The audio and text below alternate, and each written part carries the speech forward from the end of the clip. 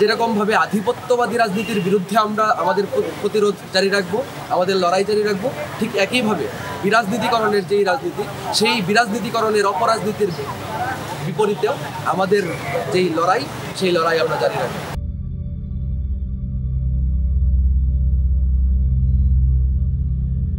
বিরাজনীতিকরণের যে রাজনীতি, এটা অনেকেই হয়তো বুঝে না, এবং এটা যা কত ভয়ানক রাজনীতি এটাও অনেকেরই আসলে ধারণা।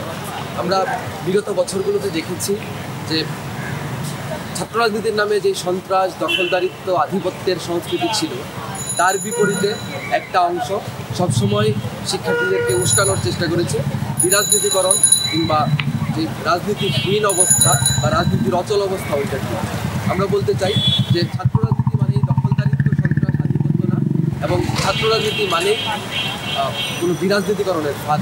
ছাত্র রাজনীতি হচ্ছে শিক্ষার্থীদের অধিকার আদায়ের জন্য একটা প্ল্যাটফর্ম। ছাত্র রাজনীতি হচ্ছে শিক্ষা এবং রাষ্ট্রের সামগ্রিক অধিকার আদায়ের জন্য একটা কণ্ঠস্বর।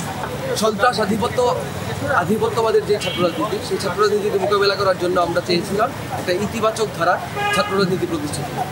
এটা হইতে পারে ছাত্র সংসদ নির্বাচনের মধ্য দিয়ে। এই জন্য ঢাকা বিশ্ববিদ্যালয় সহ সারা বাংলাদেশের সকল বিশ্ববিদ্যালয়, কলেজ, ক্যাম্পাসে যেন ছাত্র সংসদ নির্বাচনের মধ্য দিয়ে নির্বাচিত প্রতিনিধিদের হাত ধরে ইতিবাচক ধারার শিক্ষার্থীবান্ধব ছাত্র রাজনীতির চর্চা শুরু হয়, সেটাই আমাদের প্রত্যাশা ছিল। কিন্তু আমরা দেখছি একটা অংশ তারা সবসময় চেয়ে আসছে ছাত্র রাজনীতিকে দলীয়করণ করার মধ্যে বা ছাত্র রাজনীতিকে পেশি শক্তির ব্যবহারের মধ্য দিয়ে এর মধ্যে আধিপত্যবাদ বা দখলদারিত্বের চর্চা শুরু করতে। আরেকটা অংশ যারা গুপ্ত থাকতে চায়, যাদের অনেক পাপ কাজ, অনেক ঐতিহাসিক ব্যর্থতা বা ঐতিহাসিক ভুল এবং ঐতিহাসিক অপরাধ তারা থাকতে চায়, তারাই আসলে এই বিরাজনীতিকরণ চাচ্ছে।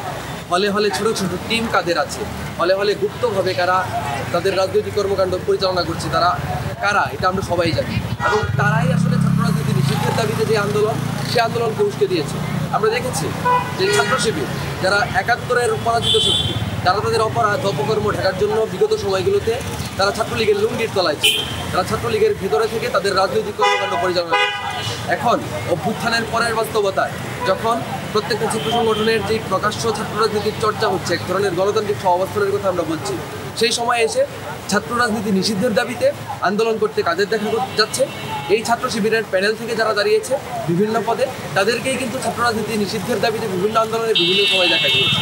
তো আমরা আসলে জানি কারা ছাত্র রাজনীতির মধ্যে সন্ত্রাস, দখলদারিত্ব, আধিপত্য চালাইতে চায় এবং কারা তাদের পায়ের তলায় মাটি না থাকার কারণে ছাত্র রাজনীতিকে নিষিদ্ধ করতে চায়।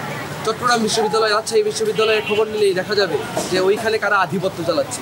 যেরকমভাবে আধিপত্যবাদী রাজনীতির বিরুদ্ধে আমরা আমাদের প্রতিরোধ জারি রাখবো, আমাদের লড়াই জারি রাখবো, ঠিক একইভাবে বিরাজনীতিকরণের যেই রাজনীতি, সেই বিরাজনীতিকরণের অপরাজনীতির বিপরীতেও আমাদের যেই লড়াই, সেই লড়াই আমরা জারি রাখবো।